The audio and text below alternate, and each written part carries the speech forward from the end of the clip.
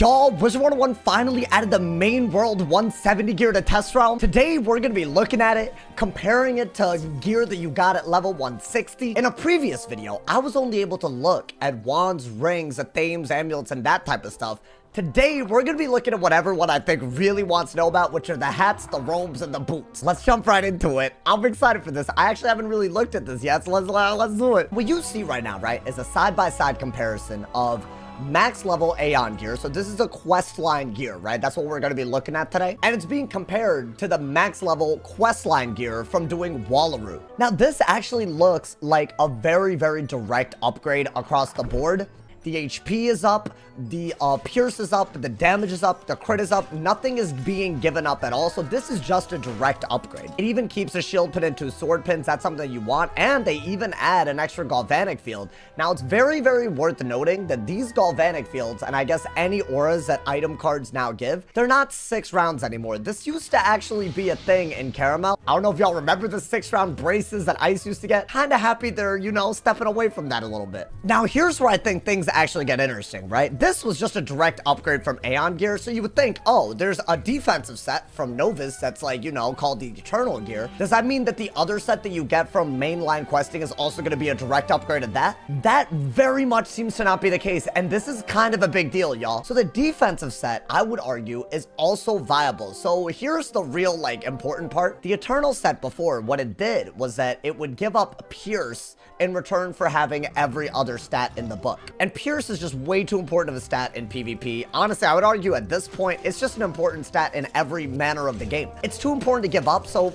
many people didn't bother even crafting the Eternal stuff because giving up Pierce is stupid. Unless you were a super defensive school and you were giving up very little Pierce, most people didn't even touch the Eternal set. But what looks like, you know, the analogous Eternal set in Wallaru does give Pierce, and the stat that it gives up instead is critical. But I would argue, because you also do end up getting Shads, which is the stat that you give up with the main Wallaru offensive set, this could be really good for instances where you need Shads like PvP, raids, and etc. Now, when you're comparing the offensive Wallaru set, the one that's a direct Aeon upgrade, to the new defensive set, really what you're thinking about is whether it's worth giving up a little bit of damage and pierce. In this case, it's 7 damage and 2 pierce. Is it worth giving that up for the extra resist, the extra HP, and the Shads? It's not going to be as easy of a decision because they added jewels that give damage, which means the damage cap in Wiz right now, like for PvE, it's like, I think it's over 270 for Storm. I think it's that high, and it's like a 220 for PvP. So if you're like questing, you might actually not want to give up that damage because you want to get as close to that 270 mark. And if you're PvPing, using a piece of Eternal might actually make you have to use a circle jewel to make up for it. And you might have used that circle jewel maybe for something else like HP. There's going to be sacrifices made across the board. It's going to take a while to figure this out. I will make a video on the best gear sets across the board, but this is a meaningful sacrifice in stats that you would have to make now for the first time. I think the fact that both, like, you know, now the defensive and offensive, like, sets, I guess, in Wallaru are so good, it's a really good thing. That means the main storyline content is rewarding you in multiple ways, not before where it was just Aeon gear. Now, with the robes specifically, I do want to compare this to multiple robes that we have available at 160. Keep in mind, there's going to be like 2 templates for 170 gear in the main world and 2 from raid gear. So there's like all these like 9 160 templates. I think it's worth comparing all of them to see how much of an upgrade this feels like. Obviously, the side-by-side of the Aeon gear that we know now to the main offensive set, it's literally just a direct upgrade. I will say this, for a school like Storm, you get 1 pierce, and that seems to be almost as far as they went. It's really, really surprising. I don't know why the stat increase for Storm is this bad. The item card is cool, I guess, but I don't know if this is just a Storm thing or not. I did go through the effort of also comparing the fire gear, and instead of 1 pierce, it seems to just be 2 pierce. So I feel like when we're looking at like the robe specifically, it's barely an upgrade if you're just going from Aeon gear to like the offensive set.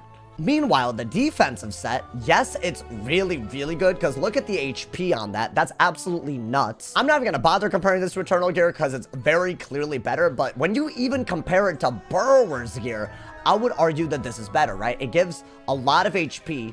It gives you pip chance more than the Burrower gear does, which is actually kind of nuts. And obviously the big deal here is that you get 9 accuracy as a Storm. So you have a Shad robe that gives a lot of HP and doesn't really give up too many important stats. I genuinely think this is a better robe than Burrower gear, and Burrower gear was broken. What I also find really weird is between the offensive and defensive sets that you get in Wallaru, you don't actually give up damage like with the hat. For Storm, you give up 3 Pierce. And that's about it. Maybe a little bit of resist, a little bit of accuracy. Nothing really that crazy. Might sound crazy, but I think the big trade-off with the Eternal, like, 170, you know, set, or I guess we'll call it the Stalker set. The problem with the Fierce Dream Stalker armor specifically, I would argue, is that it gives up a sword pin. Now, this could be a plus or a minus, right? Sword pins give you damage and pierce to off schools. If dual schooling becomes more and more of a thing you need when you quest, when you PvP, when you do raid, then losing a sword pin is not okay. You don't want to do that. On the split side, right? Like, let's say that maybe dual schooling isn't as meta, then you have an extra power pin to put accuracy, or maybe even, like, you know, pip conserve if that's what you want to do. So whether this set is worth it for every school really depends on how easily every school can dual school and needs that sword pin. Otherwise, I think this is the clearly better answer.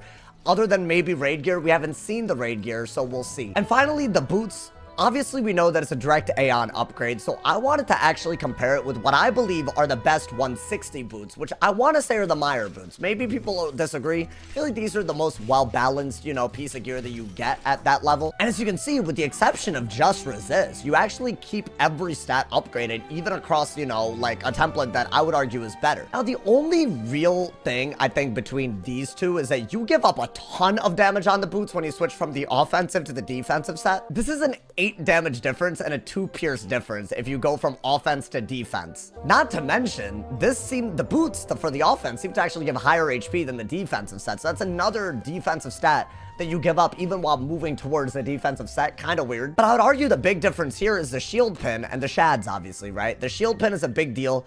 A stat like 23 outgoing on a healing school could be a make or break. But now that damage caps are so high, giving up 8, you know, giving up that much damage, it could be a little bit too much to give up. You might actually not want to heal off damage when you're behind by that much. It might be too hard to do it. All in all, I think what the meta is going to really shift towards is the defensive robe.